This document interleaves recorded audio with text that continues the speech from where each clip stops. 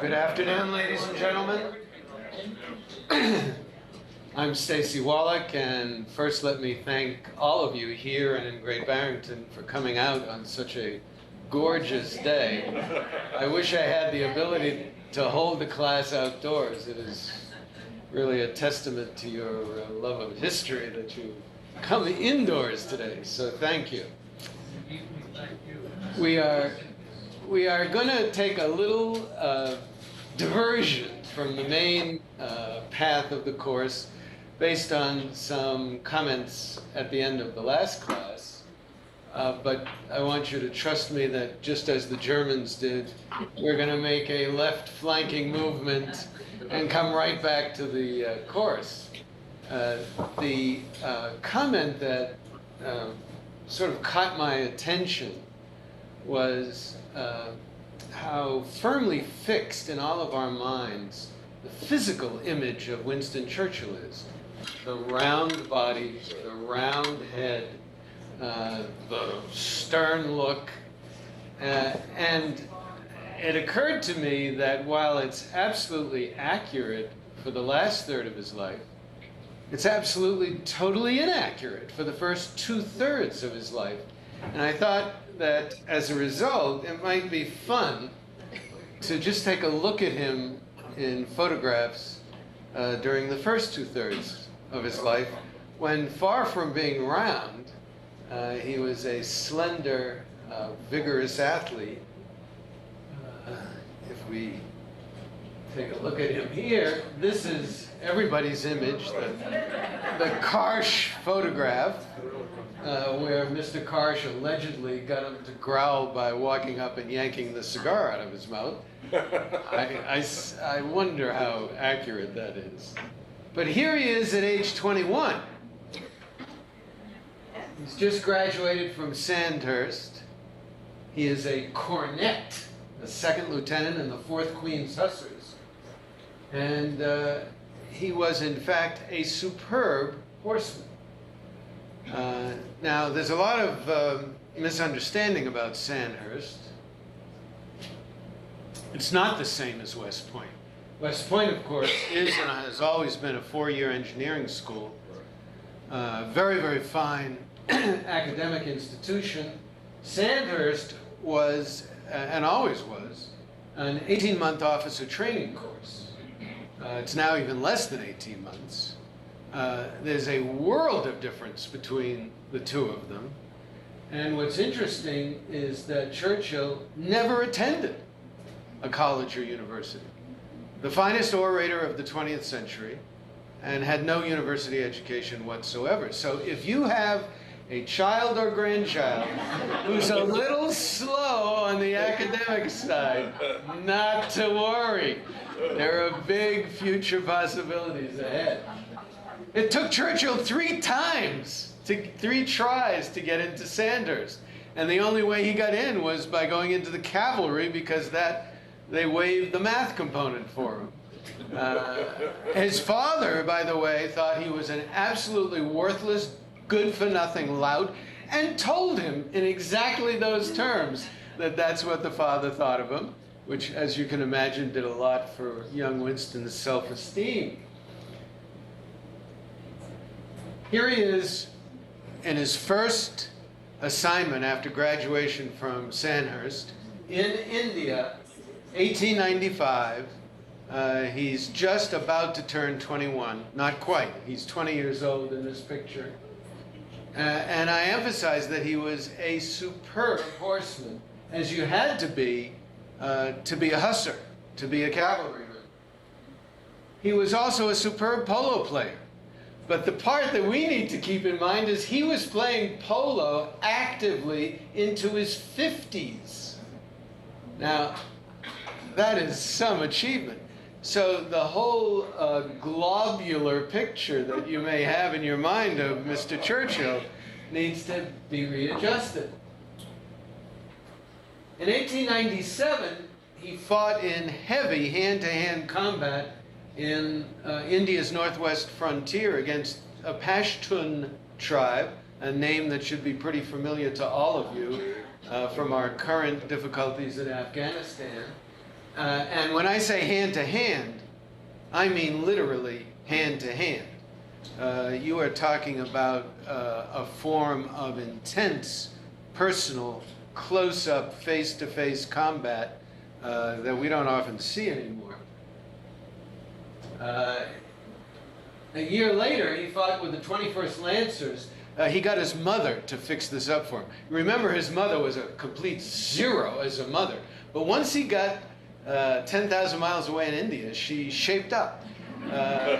During the long, hot Indian summers when the British military didn't do anything, she sent him package after package of books, which is where he began to self-educate himself.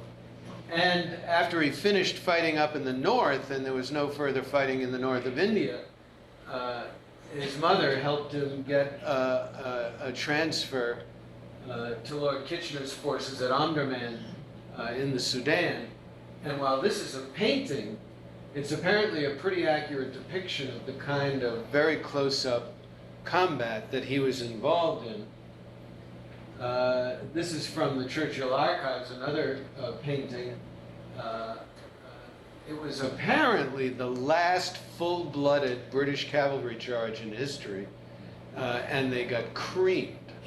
A lot of men died, although ultimately Kitchener's forces were successful, but the cavalry charge itself was brutal. In November, December 1899, still looking for war, still looking for more combat, and not finding it as an officer, he signed up as a war correspondent for a London daily newspaper and went to what we now call the Republic of South Africa, but it didn't exist then, to fight in the Second Boer War. And he was on, as a war correspondent, he was on a British armored train going from one part of the country to another when it was ambushed by the Boers very successfully. His gallantry under fire in rescuing his soldier colleagues on the train led many people to believe he would be awarded the Victoria Cross, except for the technical problem that he wasn't in the army on active service. I consider that a minor detail. And the Boers captured him, as they did much of the British forces on the train, and they took his picture. There he is on the right. See him over here? Where are we? Here we go. That's him in captivity with the Boers. But he didn't stay in captivity long. He made a daring nighttime escape and traveled hundreds of miles across enemy territory. He finally had to, first he went on foot. He finally realized that he was going to have to get some food and help, and he, at random, picked a farmhouse out and knocked on the door. And the man who answered helped him and said, "You're very lucky. I'm the only person who would have helped you within 20 miles of this house." He then, the man hid him in a mine for a while and then brought him to a train at night, and he secretly jumped on the train and traveled across much of the country. And then when he got back to British lines, the British took his picture. And for 15 minutes, he had his moment of fame in England because his daring escape was very, very celebrated. And yes, he's still slender. And this ultimately led to a book.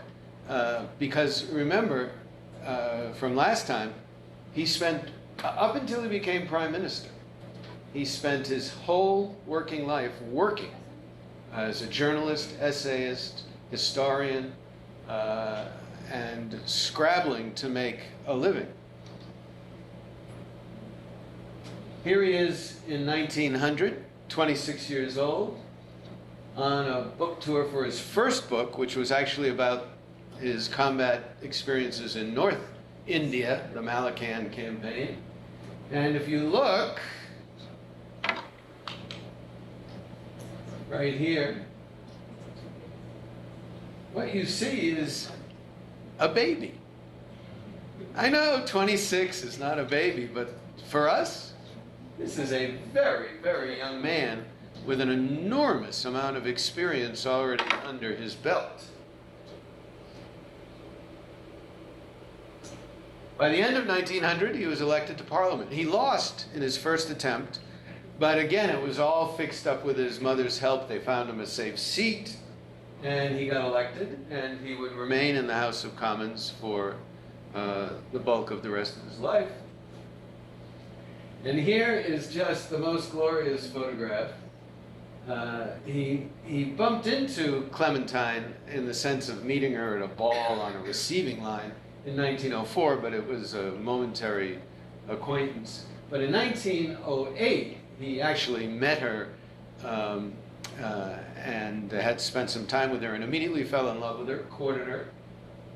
They each were equally passionate about each other right from the start.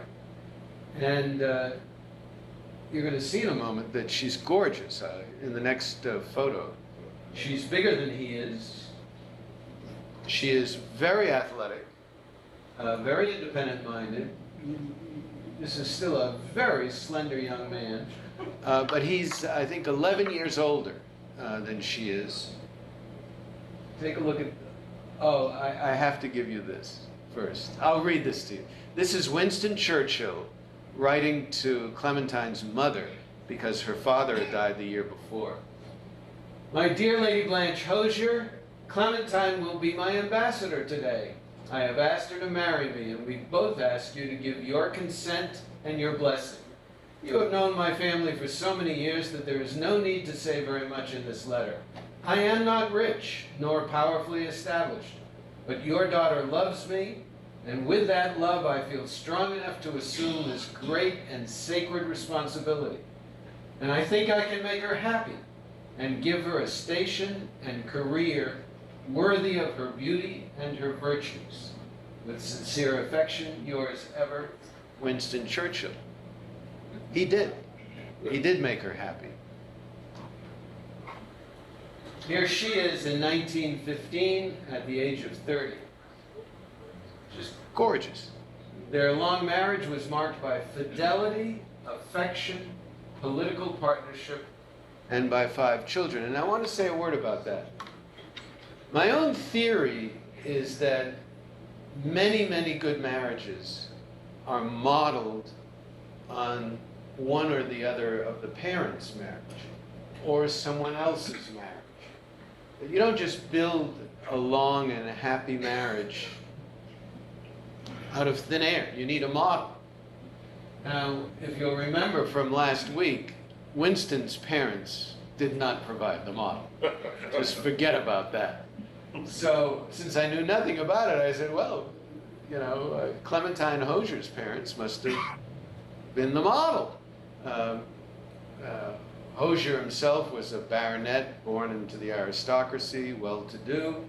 Her mother, Clementine's mother, was the daughter of an earl, also raised in great wealth. And when I looked into Clementine's parents' marriage, I discovered that her mother and father were 2 serial adulterers to such a grotesque degree,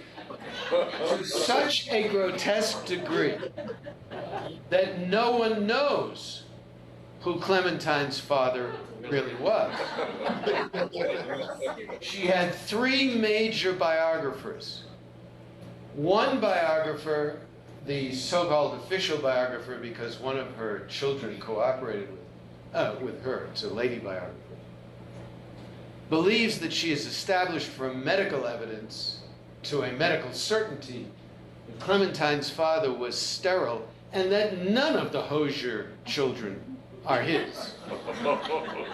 So the other biographer, who, you know, went through an enormous amount of research, took each of the 5 Hozier children and their birth dates, went back 9 months, and looked at Mrs. Hozier's social calendar to see who she intersected with the most. And there's another, and came up with a list of potential candidates for each of the 5 Hozier children. None of the candidates are the same. But more importantly, as another biographer pointed out, what this biographer was doing was assuming that the most likely ones were the ones that she came across on those weekends the most. And as this other biographer pointed out, once was clearly enough. So the list is really much longer. A third biographer, with some real evidence to support her, has concluded that the father of all 5 Hozier children, including Clementine, was Clementine's mother's brother-in-law, the mother's sister's husband.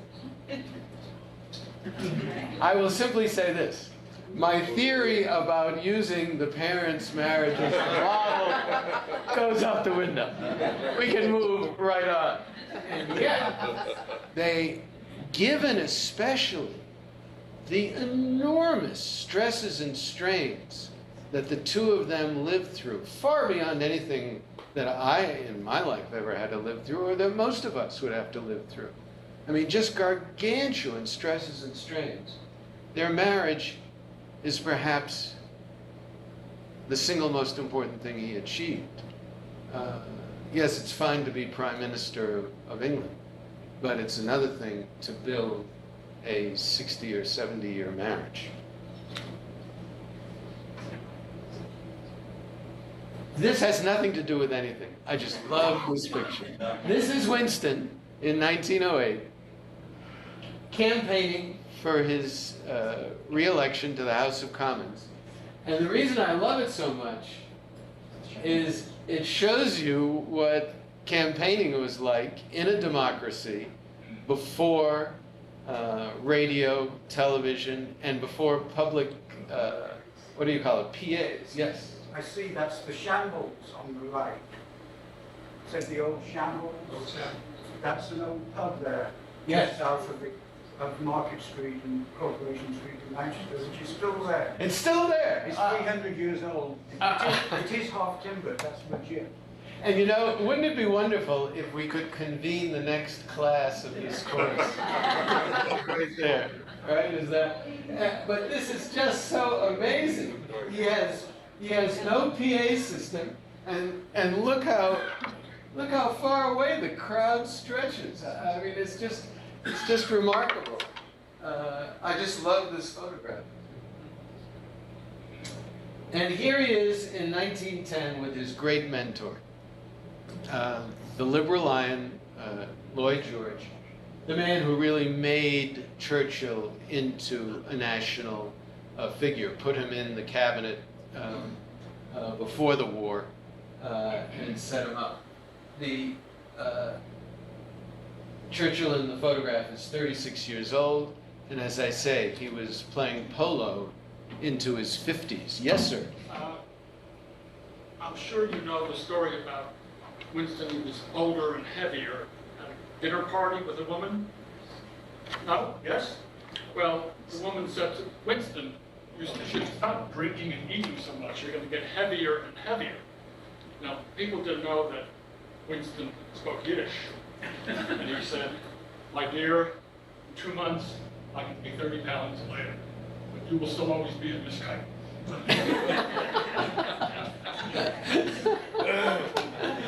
All right. All right. Now, lights.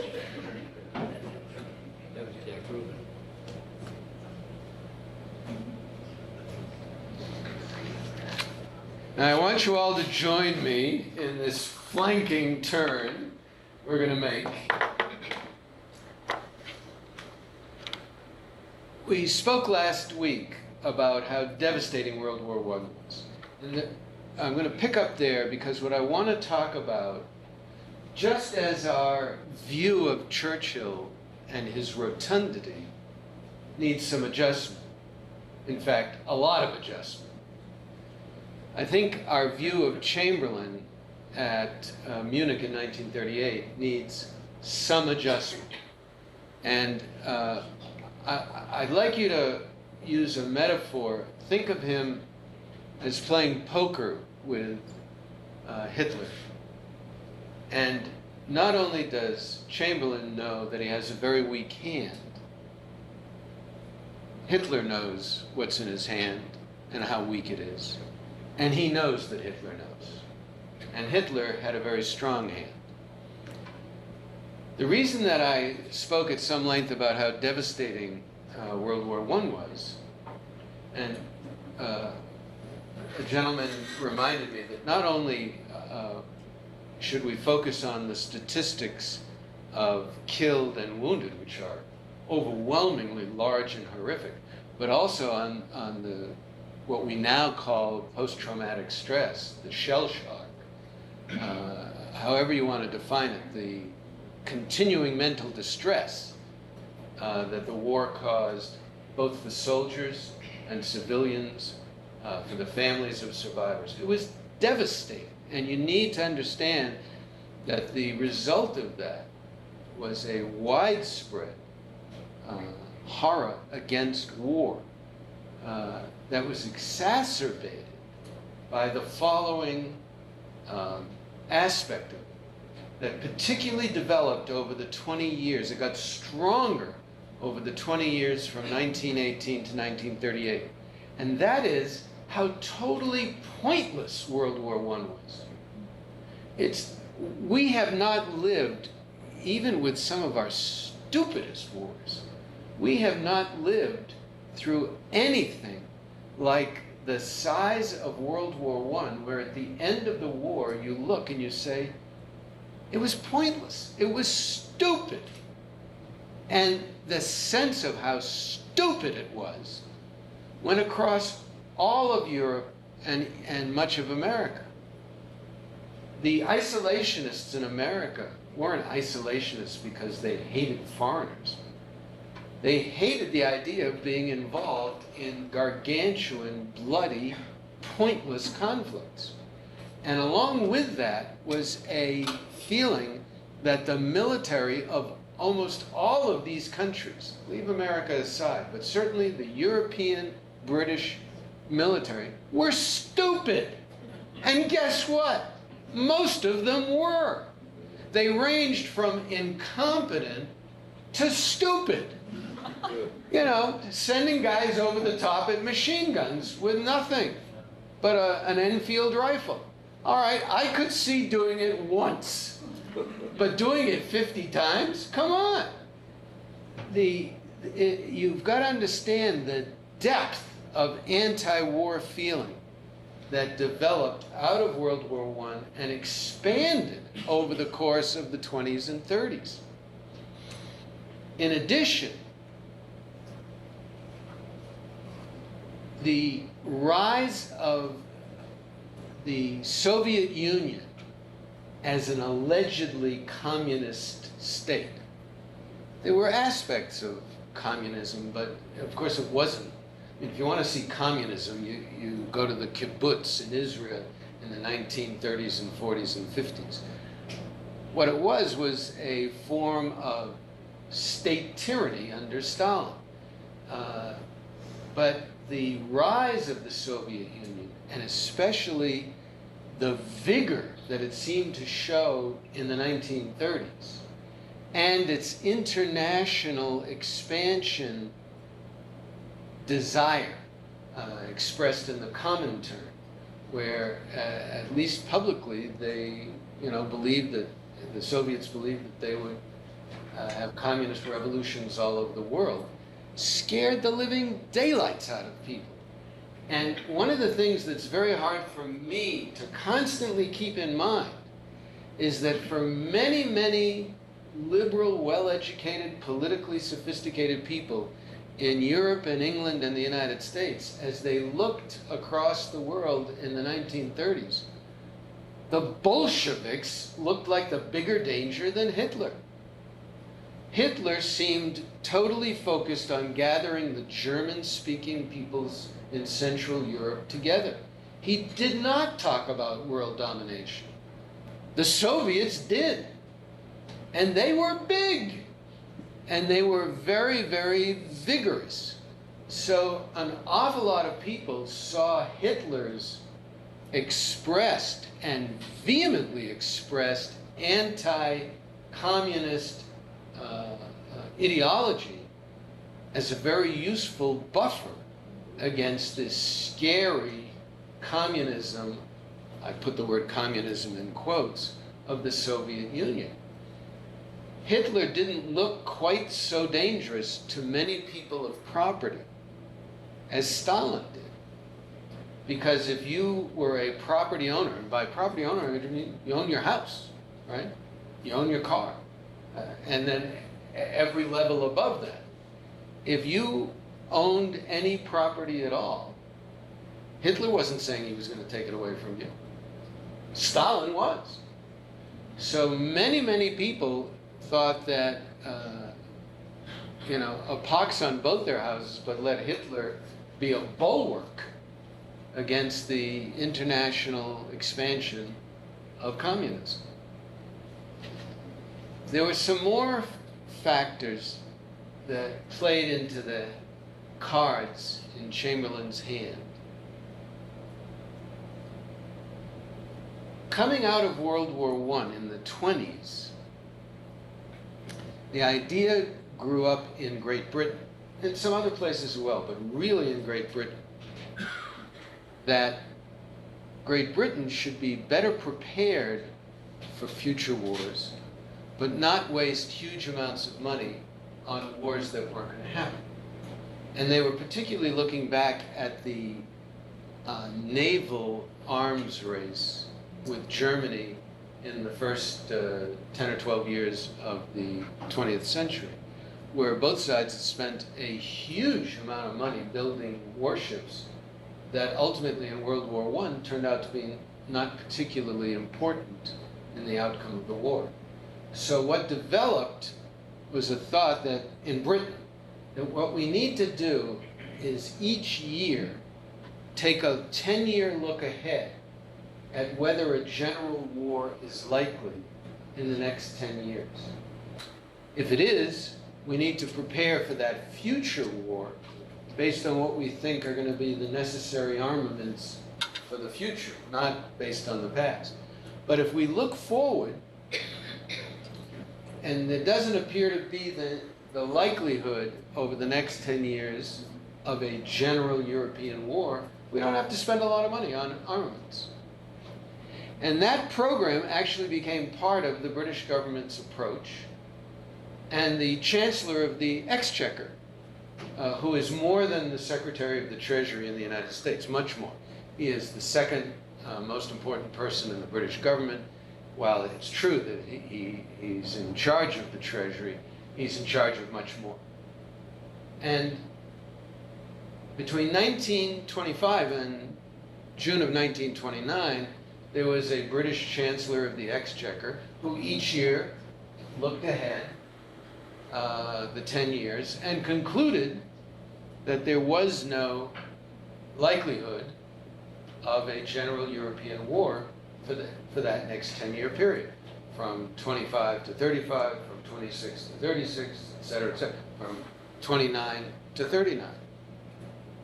And so the British policy was, let's not spend a lot of money on armaments, because we don't see a general European war happening in the next 10 years. That same Chancellor of the Exchequer also put England back on the gold standard, which that Chancellor of the Exchequer later said was the worst decision he ever made. He made it after extensive consultation with all the leading economists of the time, including John Maynard Keynes. And he thought that at the time that he was doing the right thing, and he had a lot of support. And the effect of it was to exacerbate substantially the impact of the Great Depression when it finally came in 29-30. So when you look at the cards in Chamberlain's hand 10 years later in 38, you've got a country that's deep in the Great Depression, and you've got a country that hasn't been rearming. And who was that Chancellor of the Exchequer? Well, you all know. It was Winston Churchill. He goofed. He just goofed. He led a long life, and it was long enough to make a lot of mistakes along the way. So when Chamberlain gets to, I say Munich, but remember, there were actually 3 meetings, one at Berchtesgaden, one at Gottesberg, and the third one, where they signed their famous little piece of paper at Munich. What cards did he have in his hand? The previous year, he, Chamberlain, had decided that Britain had better start to rearm. That was Chamberlain's decision, but it hadn't really got underway. Why? Because Great Britain was deep in the Great Depression. Let me just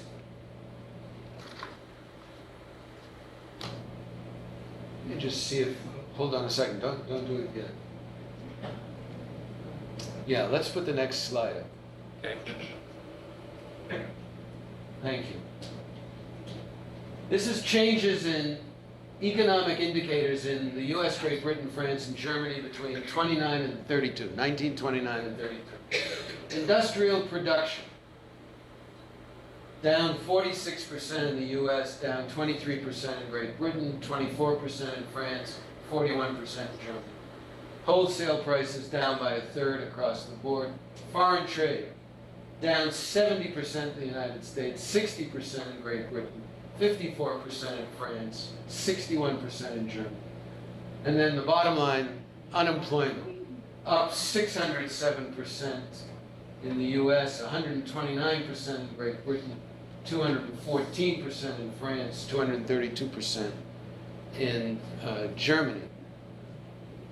I mean, it was a disaster of unparalleled magnitude, with huge numbers of people out of work. Britain finally went and abandoned the gold standard in 31 or 32, but it was too late, and the impact of the Depression on Chamberlain's ability to rearm quickly was huge. He just didn't have the wherewithal. With one exception, Germany, which we're going to get to in a moment. Most of Western Europe and the United States either did not understand or believe in Keynesian economics as if it was a religion, which it is not, it's just fact, or they were too scared or too politically weak to use Keynesian economics like the club that was needed. They did, like Franklin Roosevelt, did it to some degree, but not enough. The Depression in the United States wasn't over until we got into the World War, and it was the World War that finally got employment back to normal levels. He tried Keynesian economics, but like a certain other president who I won't mention, he tried it this much, and what was needed was that much. And it's that simple. So what cards did Chamberlain have in his hand? His army was small and outmoded, and it was in England or spread around the empire, mostly spread around the empire. And it was far from Czechoslovakia. Hitler's army was sitting on the border of Czechoslovakia. And what Hitler told him in the second meeting was, my troops are going in on October 1. You can either persuade them to give in peacefully, or we'll go in and blow them out of there. Chamberlain realized that his choice with France was either to start World War II on the Western Front or give in. And it wasn't a choice because his entire population was opposed to starting another general European war. That's why when he came back with his now infamous little piece of paper, he was met by adoring, cheering crowds. The British people didn't want war. The French, even more so, the French during the 1930s were riven by political upset. There was an extreme right-wing party and a communist party on the left. There were socialists and middle-of-the-roaders. They were split in enormously fragmentary numbers so that it was very difficult to put together a parliamentary majority. The governments during the 30s were weak, and the French economy was backward to begin with. It suffered mightily during the Depression. There was huge unemployment in all of these countries, with one exception. And the French, while on paper they had this huge army, which they did, had no will to go to war. When I say none, zero. And everybody knew that. So there's Chamberlain. You might ask, why did he even bother flying over to Germany? Why get involved? Well, because France had guaranteed Czechoslovakia's independence or sovereignty, and Great Britain had a treaty with France that said that if it went to war, England would go to war in support of it. But it was completely unrealistic. There was no possibility of that because both France and England were democracies. And the government, in order to begin a general European war, had to have the massive support of its people. It had no such support. What it had was massive support to let Hitler have his way. Also, there is an element of Chamberlain, and we're going to see this again next week, in the next two classes when we talk about the last week of May 1940, there was an element of Chamberlain that was still very old school. He was born and raised in the 19th century, came to maturity in the 19th century. He was a businessman who had a complete career before he got into politics first as an unsuccessful businessman and then as a very successful businessman, in which his days were filled with negotiating deals. He thought, he could sit down at a table with anybody and negotiate a deal. He really didn't understand until the 3 meetings were over that he was dealing with a thug. By the end, he did. When he came back from Munich at the 3rd meeting, despite all the photographs of him happily waving his piece of paper, what he actually did, and it was Chamberlain who did this, was revive and invigorate and accelerate Britain's rearmament program. And he continued to do that until the day he resigned as Prime Minister on May 9, 1940. So far from being an appeaser in that negative, hostile sense that I have always thought of it, he was a man who played a bad hand of poker but got up from the table having learned his lesson. He went in a little naive, he came out pretty well educated to the harsh realities of what he was dealing with. Yes, sir? How did Germany put together the resources? I'm glad you asked that. The question was, how did Germany manage to do this? Let's just show, we're going to come right to that. This, of course, just shows you unemployment in the U.S. From 26 to 47, but just focus right here. Here's 1930. In 29, 5% unemployment. In 1930, 15%. 1931, 25%. 1932, about 34%. 1933, 35 or 36%. Now that's the official statistic. You can imagine how much larger it really was. More than 1/3 of the country is out of work. And pretty much out of hope. And that was, I'm giving you these only because this was typical across Great Britain and France. Now let's look at Germany. And maybe for this one slide, maybe we'll turn out the light. Can we do that, or? Sure. Germany, under the leadership of Hitler, who you do not think of, at least I should say, I do not think of as the great economic wunderkind, adopted Keynesian economics with a vengeance.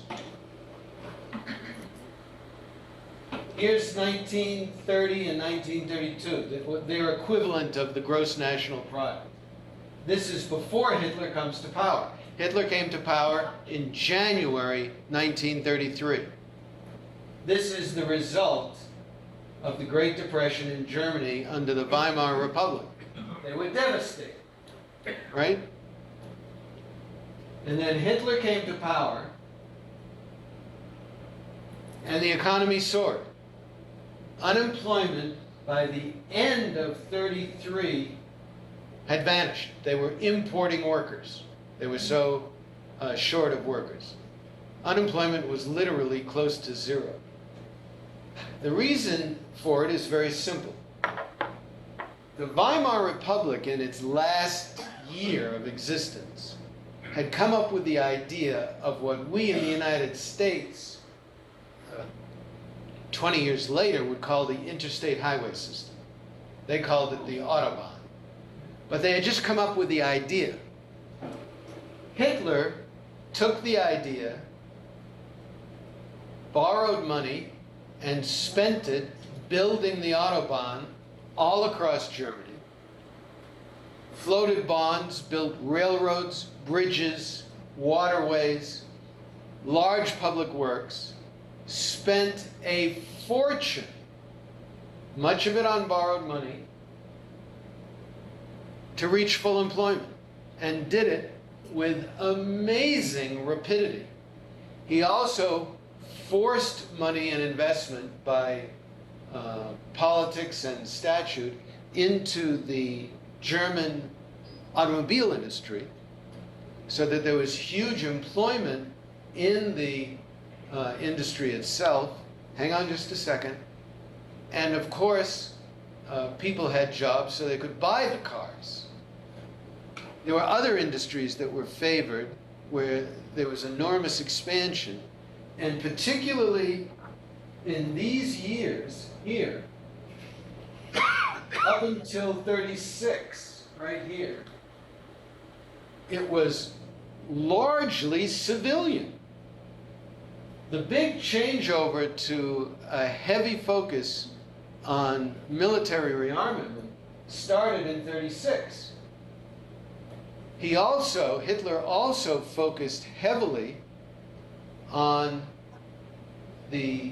social programs and basic nutrition for blue-collar workers and the lower middle class. He raised the standard of living for German workers every year from 1932, when he took over, to 1942. He raised the standard of living right through the early years of the war. He didn't stand up and say, quote, "I am a Keynesian," unquote. Those words never passed his lips. But what he did was Keynesian. And he did it with a vigor unmatched anywhere in the world. He understood, in some means or manner, that for Keynesian economics to work in getting you out of a Great Depression, as opposed to a recession, it needed to be this big. And that's exactly what he did. He also had another belief that he followed with equal vigor. In 1936, he hand-wrote a 4-year plan memorandum.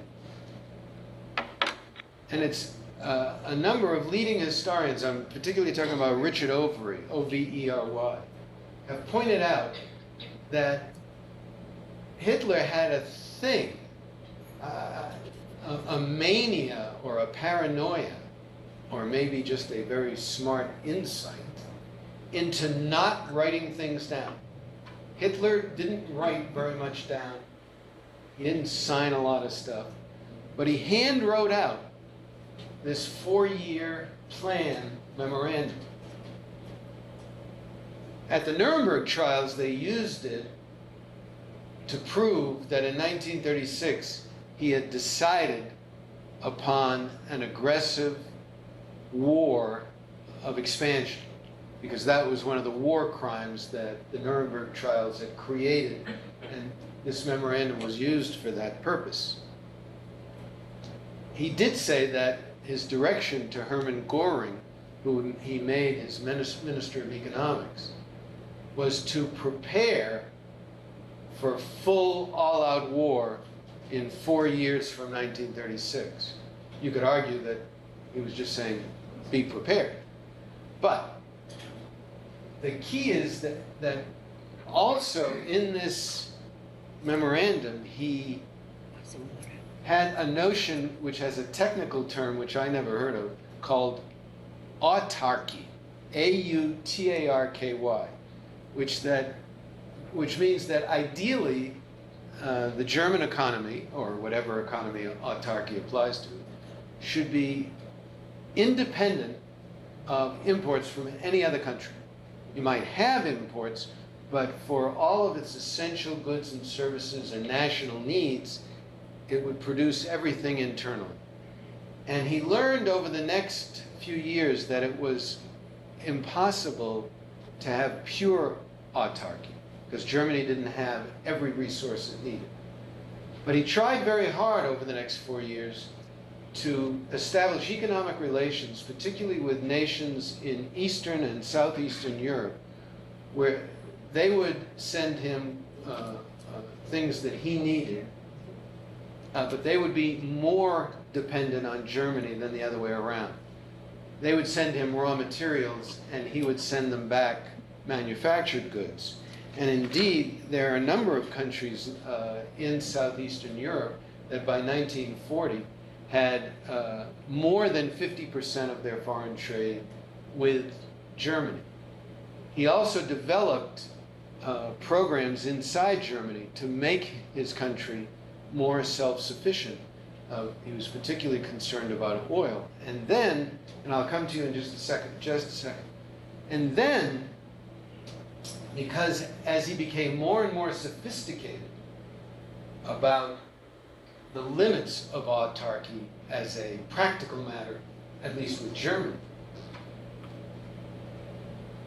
he did his master stroke that forces us to recognize that no matter what else we think about him, and you know what I think about him, he was a master statesman. And that was his August 1939 pact with the Soviet Union, which, as we talked about last time, covered a number of things. But the critical thing that it covered, that it delivered to Hitler, was, number one, peace on the Eastern Front, so he could fight a one-front war against France. And equally importantly, raw materials, oil, and food from Russia in very, very substantial quantities that made him feel that he was now prepared to go to war. And his combination of rebuilding the German economy, his move in the direction of autarky, although not purely, and his Nazi-Soviet pact, taken together, are a work of very, very substantial international achievement. Now, we have two. I'm going to take this gentleman first and then you, okay? First the... When Don accepted the position of ambassador to Berlin in the 30s, Roosevelt cautioned him that a very important part of his job was to make sure we got our money back. Who lent Hitler all that money? Was it bankers? And if so, why? That's a very excellent question. Yes, the question is, since the United States, over the course of the 1930s, insisted on Germany paying all the money that it owed to the United States, where did Germany get the money to do all of this? And the answer consists of the following. Number one, he printed money. But you'd think that that would be inflationary. He instituted price and wage controls. He had massive deficit spending for a few years with wage and price controls to stop inflation. And he floated bonds that were more or less voluntary, because by 1936, it became apparent, well, particularly later, as historians look back, he controlled the industrialists in Germany, not the other way around. The big money players, the bankers and industrialists in Germany, thought when Hindenburg appointed Hitler chancellor in January of '33, not to worry, they'll control this little rat. By 1936, and here again, I have to modify my view of Hitler, and I don't like doing it. He was a political genius. In 3 years' time, he ran the show. He told the bankers what to do. And then, as a result of this massive deficit spending, raising money through bonds from people's savings, keeping wage and price controls on, and the booming economy, they started having positive results. And that led him directly into his armaments program. But, go ahead, yes, sir. My question really was, why did American institutions, lend Hitler so much money? Roosevelt warned Dodd that a major issue for Dodd, as the ambassador from America, was to make sure we got our money back. Why did so many Americans, presumably banks, lend Hitler all that money? I think it's the G word. You got it. I'm not an expert on that. It's a very good question. You can ask yourself, why did the German wholly owned subsidiaries of American companies flourish in Germany under Hitler? I find it so painful to even look at the answer to that question that I don't want to go there, but your question is directly on point. Hitler, by the way, in his 4-year memorandum, so we're going to get to you, but first we're going to get to this late lady. In his 4-year memorandum, which he wrote because there was an international group in Germany, by Germans, but they had an international view that said, we better watch out for a balance of payments. Autarky is not really feasible. And there was the other group that said, we're going to rule Europe. We're not going to have to worry in a few years about where our money's coming from. We're going to own everything. And in his 4-year memorandum, he was trying to reconcile the two opposing groups. As a result of the memorandum, he fired Hjalmar Schacht, who had been his economics minister up until that time, and put Göring in charge of the Ministry of Economics, because he decided he's going to go to war and ultimately solve all his problems through war. And remember, up until 1942, it looked like he'd succeeded. Now, this lady in the purple jersey.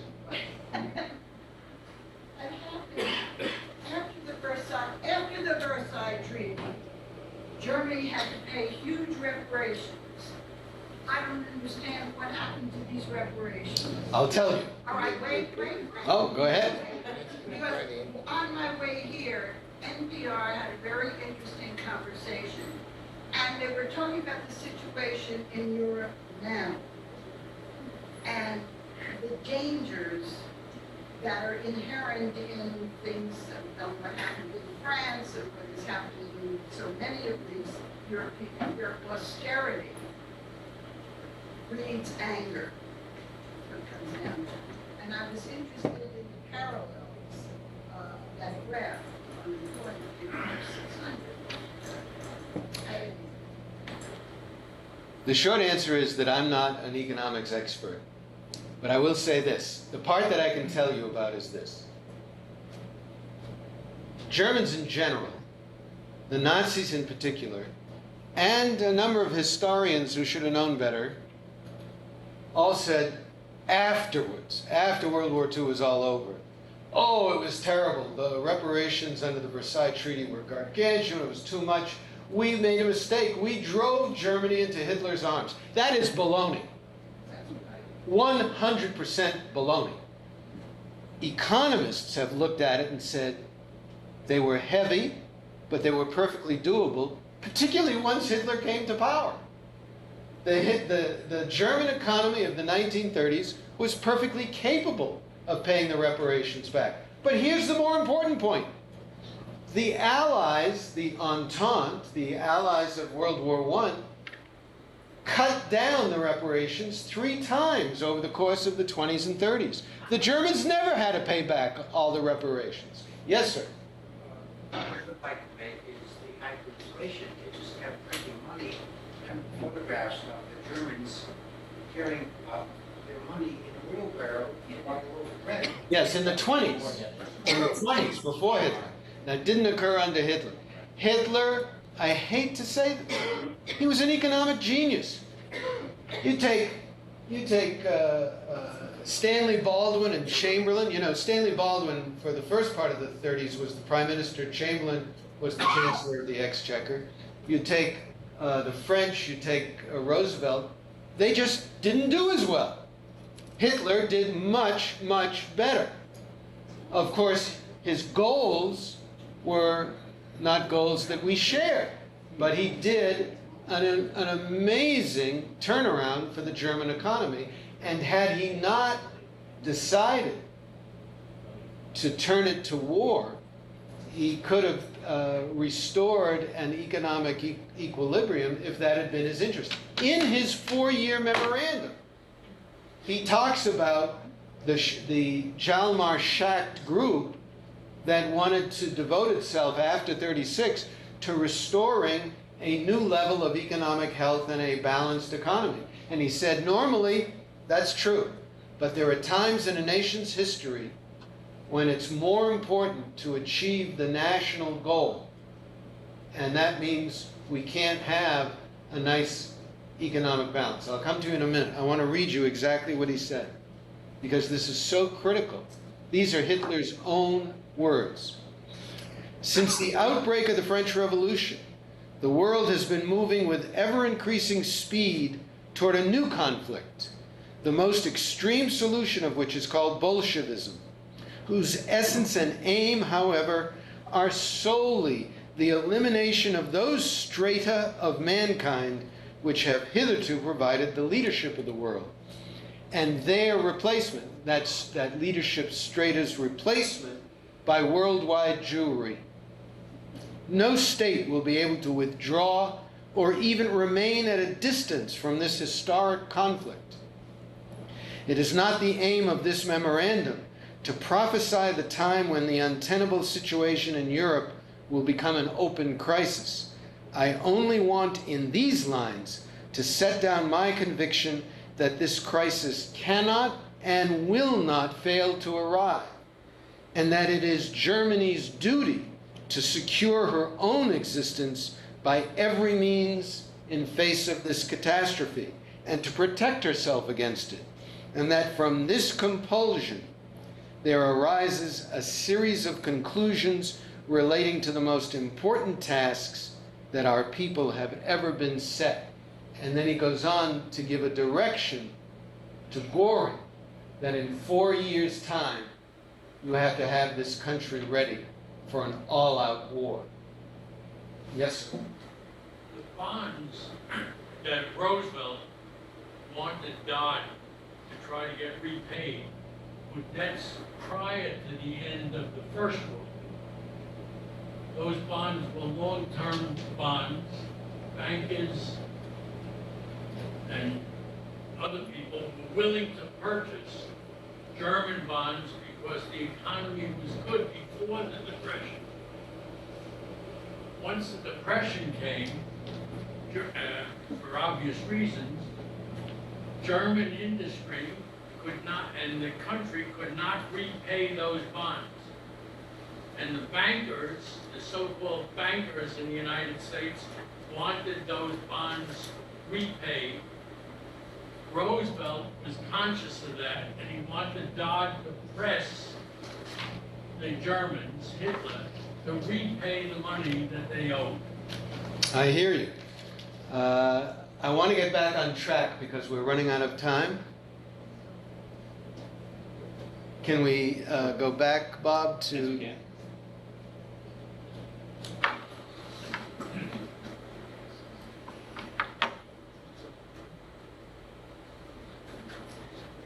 I want to give you two photographs that are of no importance of themselves. One you'll recognize right away. That I'm putting up there to symbolize the general national attitudes across Europe. The Western democracies and Germany in 1938 in the 8th or 9th, depending on how you measure it, the 8th or 9th year of the Great Depression. It wasn't that everybody suffered.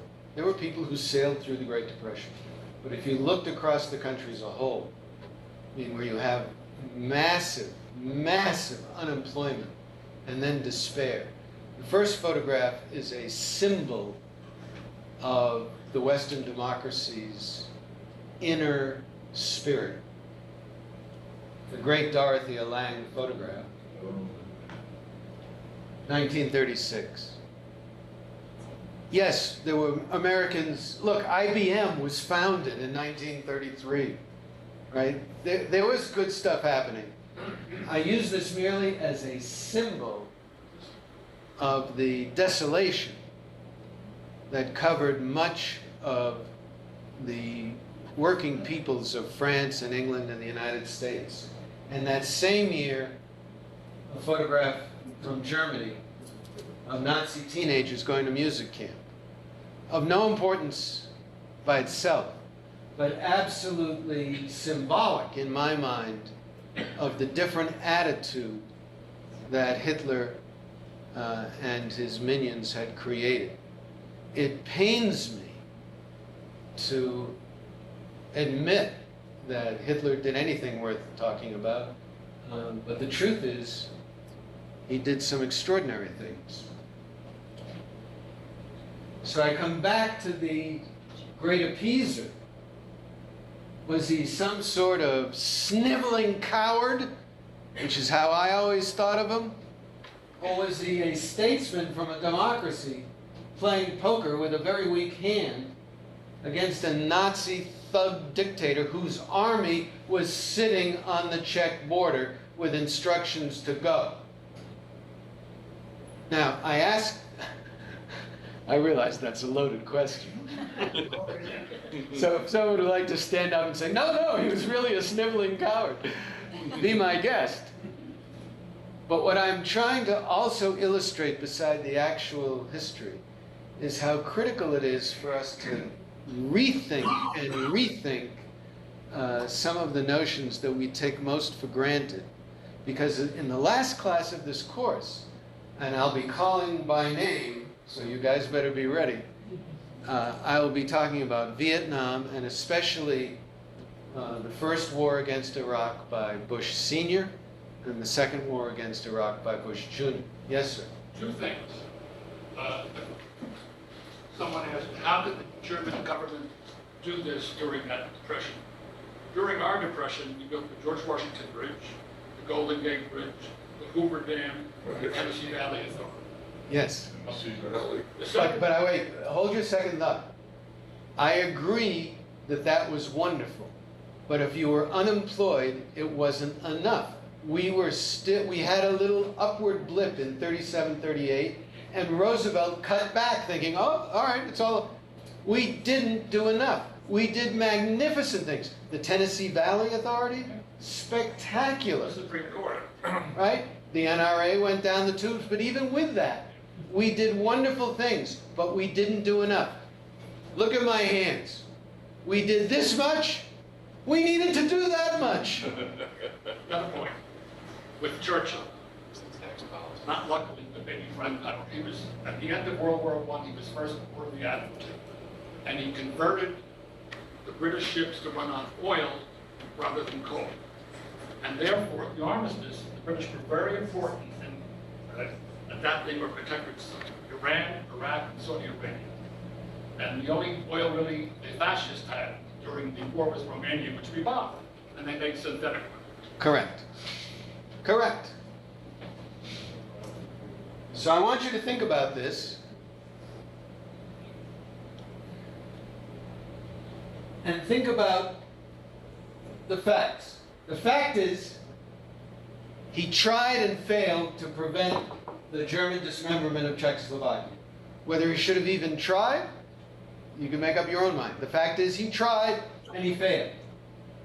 But he had no power to prevent Czechoslovakia's dismemberment short of starting World War II. And in a democracy, he didn't have the power to do that because his people were totally opposed to it. But at least he came home from Munich, and really again from Berchtesgaden, Godesberg, and Munich, from the three meetings, having been educated at last to the true nature of the Nazi challenge, and started the rearmament program that would ultimately be the savior of Great Britain. Yes, sir? I was always under the impression that Hitler's preparation for war was very incomplete at the time of Czechoslovakia, and that if the Allies, even with their weaknesses, could call his bluff. Well, I totally disagree with that. Number one, his preparations for an all-out European war were incomplete. Were incomplete. His preparation to invade and take over Czechoslovakia was 100% complete. His troops were sitting on the border, ready to go. And someone last week correctly pointed out that, well, if they had come to the aid of the Czechs, they were the Czech mountains, you could defend, they were going to do this, they were going to do that. I think it's crystal clear, number one, that all that would have done was cause devastation across the face of Czechoslovakia, and they would have lost anyway. And in the meantime, who was going to invade? Britain and France didn't share a border with Czechoslovakia. There was a lot of space in between. Britain had no, and remember, this is 1938. They didn't have aircraft carriers and troop carriers and, B-52s and, we can send troops halfway around the world, boom, boom, boom, like that. None of that existed. How is the British Army going to get to Czechoslovakia? It wasn't. The theory was, well, Britain and France will attack Germany in the west, on the French-German border. That was such complete horse-betwanging. That was World War II. And the French and British populations were totally opposed to it. Totally. Now, maybe they should have been more savvy, but they weren't. And those two countries were democracies. You don't start a general war if you're a democratic country unless you have the support of the mass of the people. And there was no such support. A general war? A general war. We went into Iraq. Yes, we went into Iraq. That's not a general war. And we're going to talk about that, believe me. Now, hang on. Yes, sir. It sounds also after the Munich Pact that Hitler was not very, happy about it either. He was hoping to go to war and show off his Yes, he enjoyed war, apparently. At least at that point. The Russians taught him a lesson. I don't think he found 1943, 44, and 45 so enjoyable. So, in August of '39 is his master stroke, as we've seen. This is a lovely photograph. Stalin and Hitler never met. But I believe, this is just my personal thought, they understood each other. Yeah, right. They truly understood each other. And David Lowe, the fabulous British cartoonist,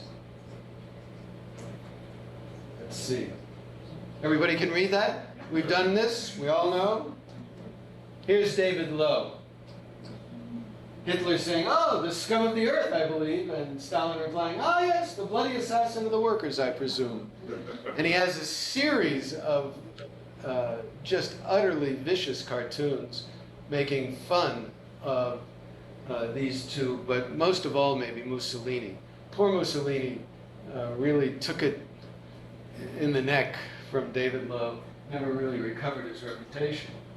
But again, as we look back and see how really World War II started with the Nazi-Soviet pact, there were an enormous number of people who thought somehow Hitler, in fact, not only would Hitler be a bulwark against the Soviet Union, but Hitler himself clearly believed at various times that he and the Nordic races in Scandinavia and Great Britain and the US would together, as allies, oppose and defeat the Soviet Union.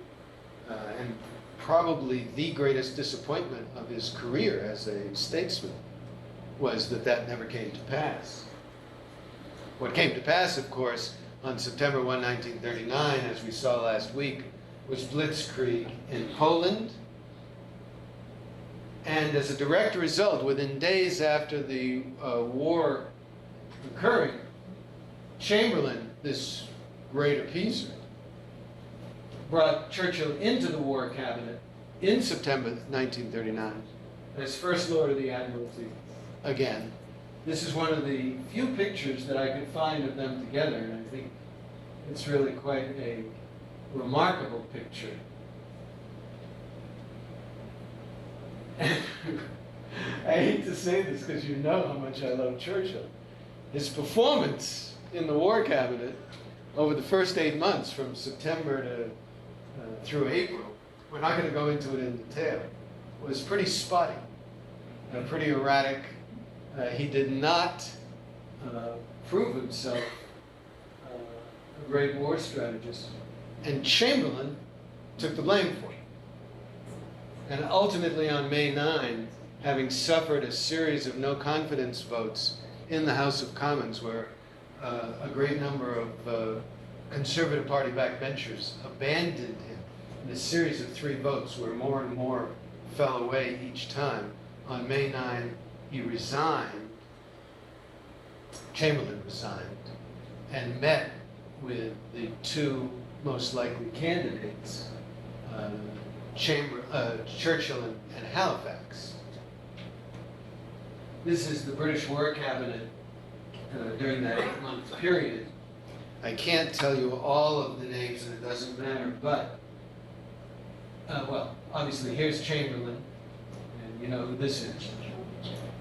This is Lord Halifax, Edward Wood, Earl of Halifax. We're going to talk about him next week. Some of the other great supporters of Chamberlain in believing that any deal with Hitler was better than war was Sir John Simon, Kingsley Wood, and Leslie Orr Belisha. Anthony Eden, along with, where is Anthony? Right, here he is. He had resigned in 1937 over a contretemps that's not worth going into. His colleagues told him he was an idiot for resigning. They were right. But when he brought Churchill back in September, he brought Anthony Eden back in. Anthony Eden was important because along with Churchill, he was one of the few people in this cabinet who had fought in the trenches in frontline combat in World War I.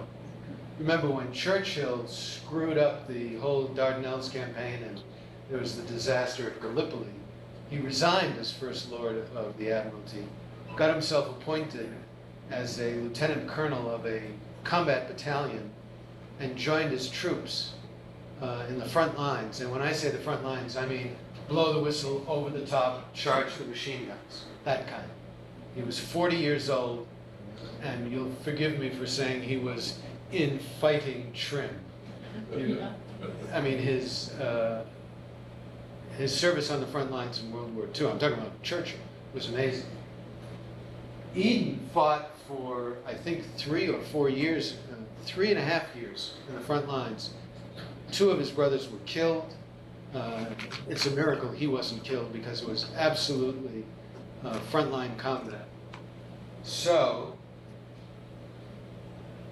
there's this meeting that we're going to talk about next week with Chamberlain, Lord Halifax, and Churchill over who Chamberlain should recommend to the king as the next prime minister.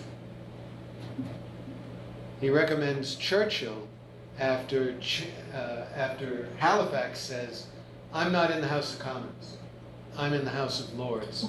I can't run the government from the House of Lords. And privately, what Halifax said was, and besides, I'll be a nominal prime minister. The war is going to be run by Churchill. So you might as well make him the prime minister. And even more privately, Lord Halifax had 2 thoughts.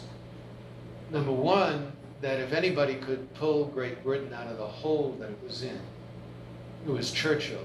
And number 2, and these thoughts were simultaneous, since the odds were that Churchill wasn't going to succeed, might as well give him his chance, screw it up, and then Lord Halifax would become prime minister by the end of the summer. And by the way, a number of people thought that by September, Lord Halifax would be the prime minister. Remember, Churchill had no base of support of any significance in the House of Commons. That was the House of Commons that was elected in 1935-36, I guess 35, when the Conservatives under Stanley Baldwin swept the country. And it was the same people. They were enormous supporters of Baldwin and Chamberlain. Churchill was nowhere. So it's just a remarkable coincidence that on the day Churchill becomes prime minister, the Blitzkrieg is unleashed by Hitler against France, and we all know what happened. You remember David Lowe's cartoon from last time, and what we're going to be talking about, though, in the next 2 classes, is Churchill's most dangerous foe. Not that Lord Halifax wasn't a patriotic Brit. In fact, let's use these last 15 minutes to introduce you to Lord Halifax. He was a totally patriotic Brit. He was born into the aristocracy. He was born into great wealth. He was also born with a congenital birth defect. His left arm stopped somewhere right above his wrist. Through the love of his parents, and he had very doting parents, and through his own force of personality, he went through his childhood and reached adulthood without having his personality distorted by this terrible birth defect, which was even worse in those days because they didn't have prosthetics.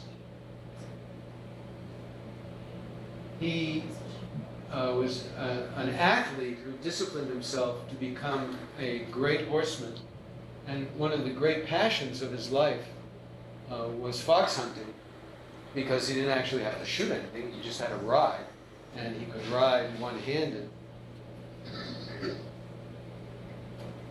His great passions were first and foremost his family. He had a long and loving marriage and a bunch of children. He was devoted to them, they were devoted to him. Second, his church. He was a high Anglican, and he was a churchman in 2 quite distinct senses.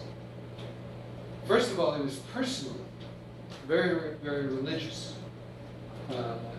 He was a believer. He on a typical day, unless there was something unusual happening, he would start the day on his knees, praying, and he would end the day on his knees, praying. And he was a true believer, a man of enormous personal religious faith. But the other side of that coin was that he inherited from his father a great love of the Anglican Church. And by that I mean the organization. And he was a churchman, very active in the organization from his youth onward. And as an adult, he became a high secular official within the church and remained deeply involved in church affairs for his entire life. He was highly educated. He got into politics fairly early, and he was seen as a reliable guy. Reliable was a word that went with Edward Wood, which was his actual family name. His father was the Earl of Halifax while his father lived. His father lived a long time.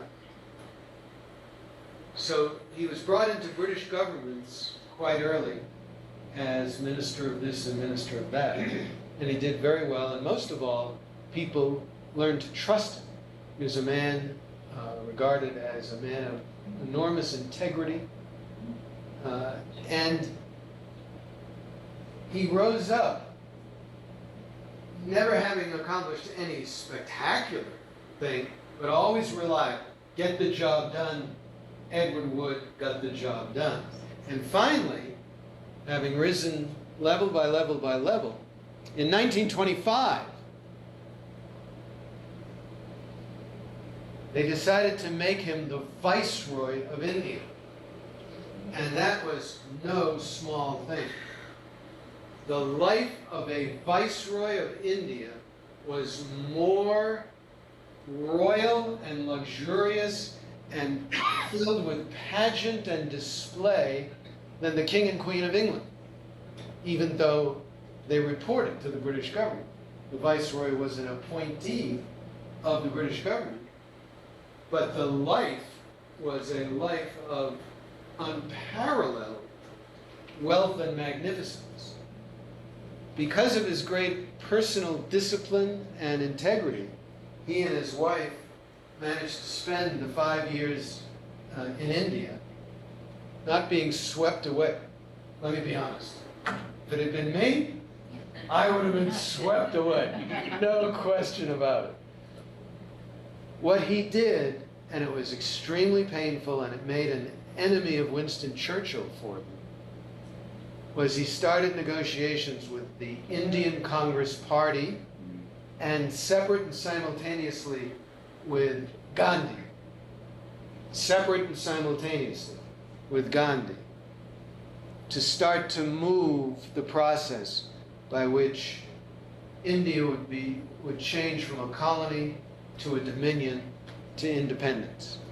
And when he came back to England at the end of 1930, most British government officials and high political folks believed that he had worked miracles because of his patience, his discretion, his tact, and his persistence. And Chamberlain made him, in 37, 38, made him foreign minister because of those qualities, and thought that he could help with the Germans and the Italians. And of course, those qualities, which were very real, didn't help with people like Mussolini and Hitler. But what's important to understand is that when we see him in the last week of May going head to head with Churchill, and I mean like that, head to head, you're talking about two passionately patriotic Brits, neither one less devoted to England. Indeed, unlike Churchill, who was a scrabbling working man all his life trying to earn a living to pay off his cigars, Halifax had a stake in England, a big stake in England. He was a huge property owner. He was a man of enormous wealth. But far beyond that, he was a patriot. Indeed, he had served in the military in World War I, despite his handicap, but not in a combat role, but did useful work. He was a man who was not widely known by the common people of Great Britain, by the working class, by the middle class, by the people who didn't, read the Times of London every day. But within the ruling circles, within the Conservative Party especially, but also all the political parties, within the political chattering classes, within the people who read the Times of London or the Guardian or the other great political newspapers, they all knew Lord Halifax. He finally became Lord Halifax, by the way, late in the 30s, when his father died and he inherited the title. Indeed, when they sent him to India in 1925, he was there for almost 6 years, 25 to 30. They couldn't send a guy without a title, so they made him Lord Irwin, I-R-W-I-N, which has confused high school history students for generations, because here's this guy, Lord Irwin, and then 10 years later there's this other fellow, Lord Halifax, and what happened? But it's, of course, the same fellow. He, again, was labeled an appeaser. What we're going to have to explore, and I'm going to stop in the next 30 seconds and take questions, is whether he was an appeaser or a realist who thought in the days of May 23, 24, 25, 26, 1940, that if England didn't make a deal with Hitler, it was going to lose the war, and that England better make a deal with Hitler, or else it would lose the war. And indeed, there isn't the slightest doubt in my mind that Churchill, at that same time, thought that it was at least as likely as not that Lord Halifax might be right. As we're going to see in the next two classes, they reach different conclusions from that.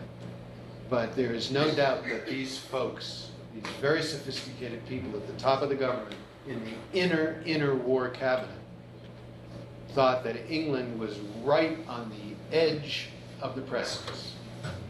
Yes, I'm going to take this gentleman first, then I'll come to you. With reference to Hitler and his economic policies, and as it was, it's much easier to do that if you don't have a democratic legislation. Yes, did everybody hear that? It's much easier to pull off what Hitler did when you don't have a democracy and you don't have to respond to anybody else except your own lieutenants.